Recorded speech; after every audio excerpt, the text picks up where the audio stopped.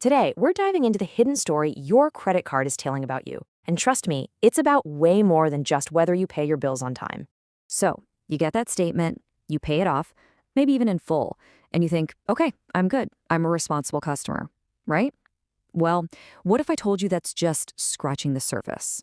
Yup, that is one of the biggest myths out there. Paying on time? That's just the price of admission.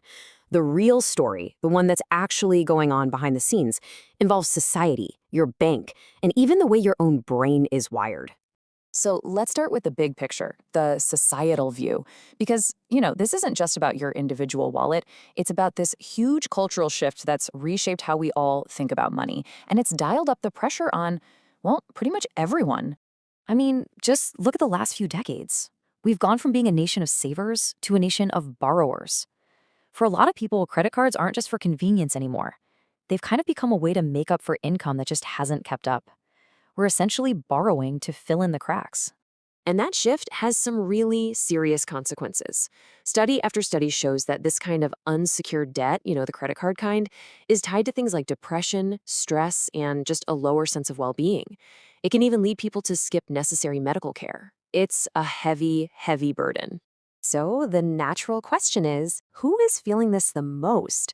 You'd probably guess it's the folks with the lowest incomes, right? That makes sense. But the data tells a very different and pretty surprising story. Check this out. It's fascinating. The group that reports the highest level of mental distress from debt is actually the middle class. Not the lowest income group, not the highest, the middle. So what's up with that? Why them? Well, it's this weird paradox, right? The middle class is in this tricky spot where they have enough income to get approved for a lot of credit, but maybe not enough of a financial safety net to manage that debt without feeling a ton of stress. They're caught in the middle, sometimes using that credit to keep up a lifestyle that their paychecks alone can't quite cover anymore.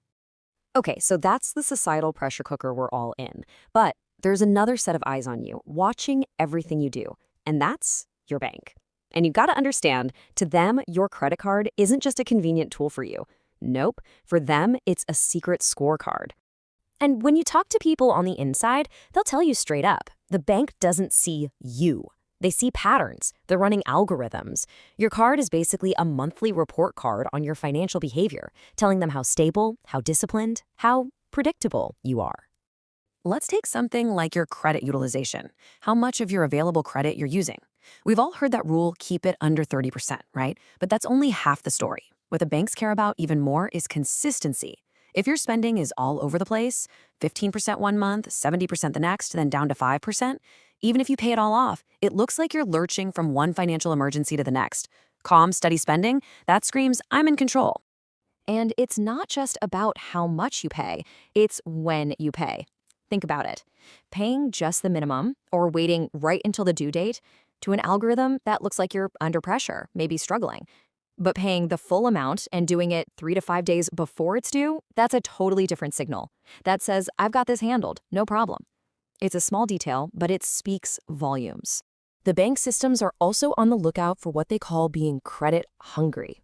What does that look like? Well, applying for a bunch of cards all at once, or always asking for a credit limit increase and then immediately maxing it out. To you, that might feel ambitious. To the bank's algorithm, it looks like desperation. It signals dependency.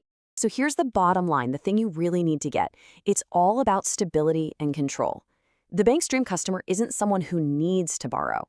It's someone who can borrow. They want to see that you're using credit as a tool, not as a lifeline, that you have options, and this is just one of them. All right, so we've looked at the big societal picture and we've peeked behind the curtain at the bank. But there is one more piece to this puzzle, and it might be the most important one of all, your own brain. I mean, why is it so ridiculously hard to stick to a financial plan, even when we have the best intentions?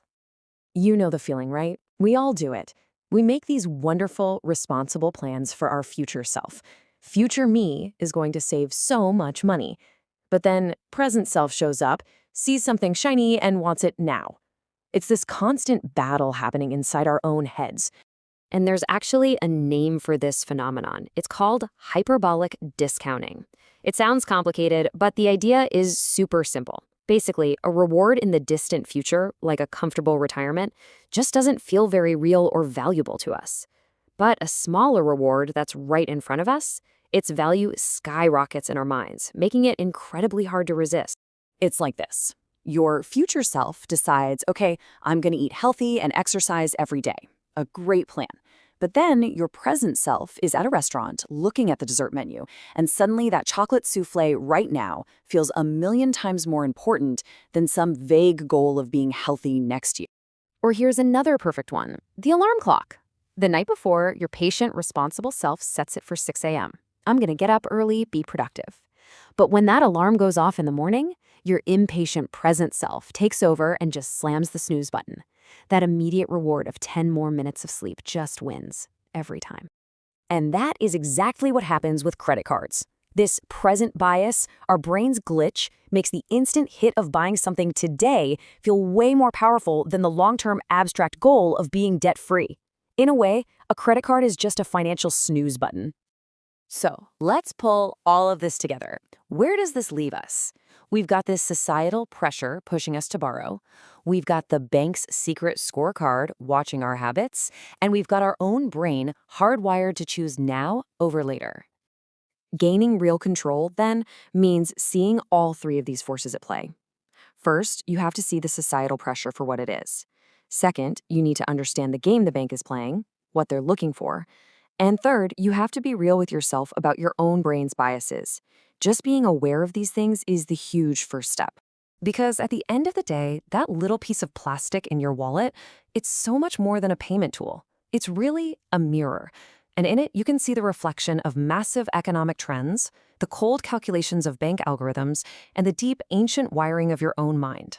So your credit card is telling a story.